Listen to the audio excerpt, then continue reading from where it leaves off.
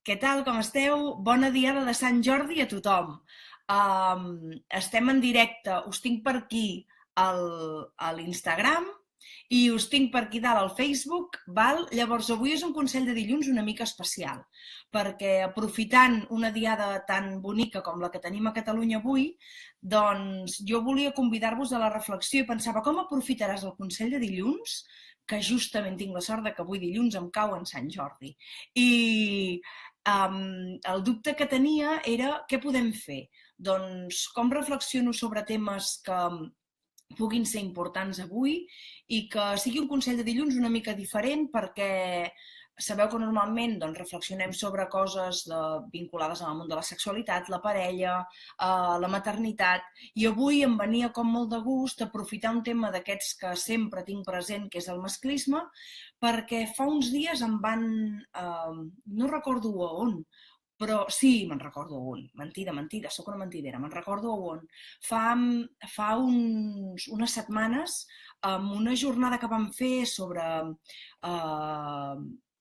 com treballar estereotips de gènere, estereotips masclistes, doncs una de les formadores ens va demanar, sabeu com es diu la princesa de Sant Jordi? I tothom es va quedar així, com molt parat, no? I, i, i és ben bé que ens colen el masclisme per tot arreu i les persones que ens identifiquem com a feministes cada dia descobrim eh, històries noves en les que ni tan sols ens havíem parat a pensar que allò podia ser masclisme, no? Tenim integrades tantes coses que realment segurament hi ha molta gent que ni s'havia preguntat com es deia la princesa de Sant Jordi, no? Llavors avui a primera hora a les xarxes jo penjava aquesta petita reflexió del Consell de dilluns que coincideix en Sant Jordi, que és si t'havies plantejat mai com es deia la princesa de Sant Jordi per començar una mica a plantejar el que hi ha moltes coses que han de canviar, no? Que aquesta és una manera més de menysprear les dones sense posar-nos nom, donat per suposat que el fet de ser princesa ja és suficient, no? I normalment sempre tenint-nos com a princeses indefenses que esperem el cavaller que ens salvi, no? Llavors, no sé, inventem-nos un nom, el que sigui, no? Jo, de fet, sóc partidari de canviar la història de Sant Jordi. Ara potser algú em voldrà assassinar, però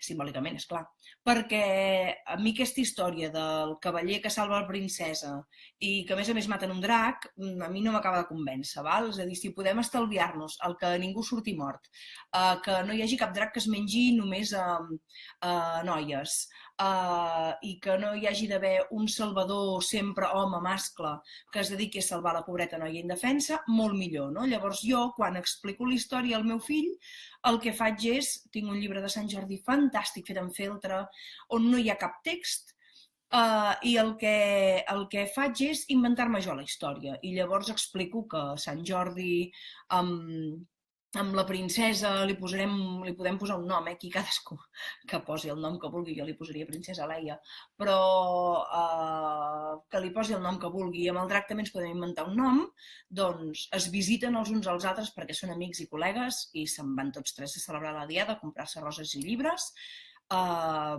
perquè mira, i així ningú mata ningú, no hi ha ningú que salva ningú i ningú que estigui indefens davant de ningú i ningú que es menja ningú.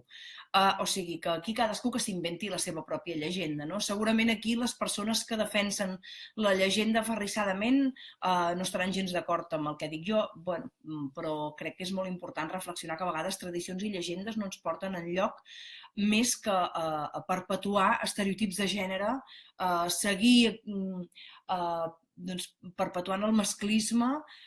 Totes aquestes històries són les que expliquem a la nostra canalla quan els expliquem contes i això s'integra d'una manera molt bèstia. La canalla són esponges que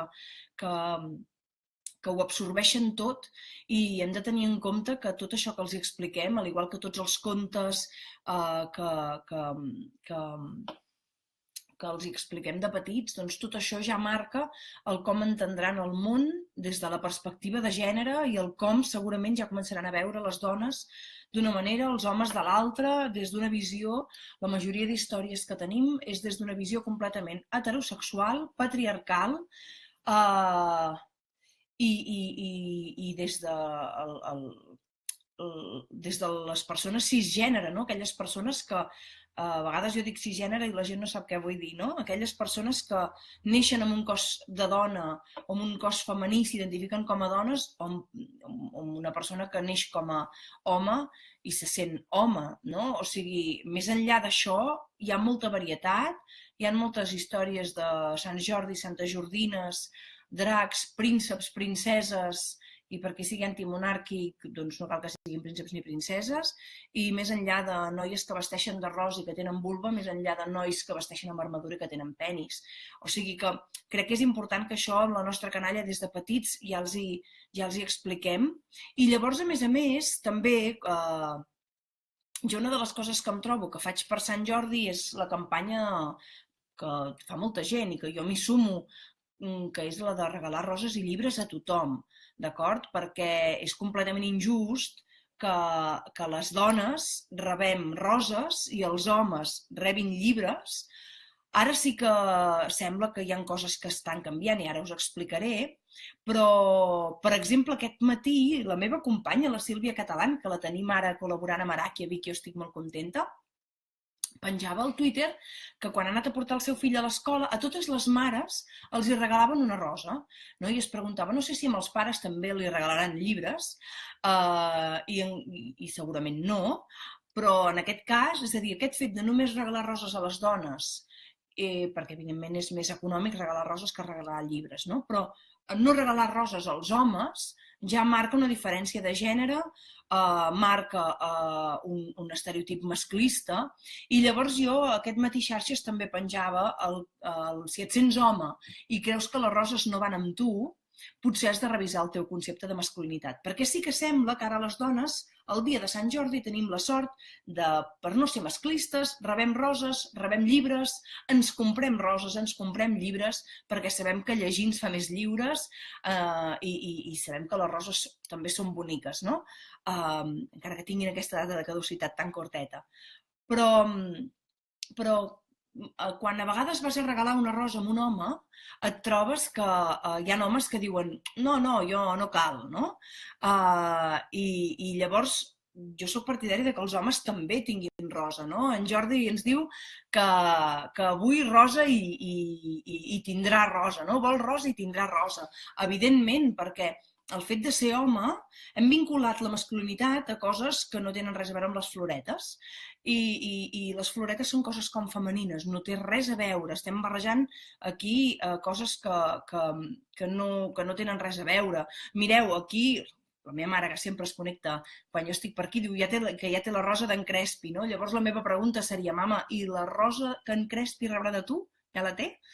Perquè, clar, aquí és molt important el que per trencar estereotips de gènere no només siguem les dones les que incorporem coses que eren tipificades com a masculines, és a dir, el que jo rebi un llibre, que era el privilegi que tenien els homes, sinó que també els homes s'incorporin en allò que tenim com tipificat i que ells veuen com lluny de la seva masculinitat com a femení, que és que rebin roses, no? Jo sempre dic que els homes falta que s'incorporin en aquest rosa que ens han venut, que és allò femení, no? Per tant, jo convido a qüestionar els conceptes de masculinitat que tenim. L'Equality Sex ens diu, els homes que no vulguin una rosa els hi regalem un roser. Em sembla perfecte, de fet jo m'autoregalo rosers el dia de Sant Jordi, perquè jo el meu jardí el tindria tot ple de rosers, val? I fixa't, i aquí, veieu, aquí hi ha la meva mare que ja està alerta, diu que també té una rosa per al meu pare i a més també una altra per al meu avi. O sigui que hem d'anar mica en mica fent molta feina, perquè semblen tonteries, semblen coses petites, però realment el que els homes també rebin flors també és un símbol de que estem trencant amb aquests estereotips tan masclistes de que els homes no tenen dret a rebre flors, no tenen dret a que els agradin les flors i que és quelcom femení, no? La desigualtat en tots aquests aspectes no fa cap favor ni a homes ni a dones. Per tant, si aquí hem de comprar roses i llibres per tothom, a comprar roses i llibres per tothom. I us recomano que comenceu aquesta tradició ja amb la vostra canalla perquè de petits i de petites ho vagin integrant. D'acord? Per tant, avui, en aquest Consell de dilluns, que per mi és molt especial perquè que caigui en Sant Jordi és meravellós. Per tant, m'acomiado de les persones que tinc aquí al Facebook. Sabeu que això queda penjat en el meu Facebook professional i que, a més, també el penjaré en el canal de YouTube. D'acord? Per tant, moltíssimes gràcies. M'acomiado i em quedo normalment sempre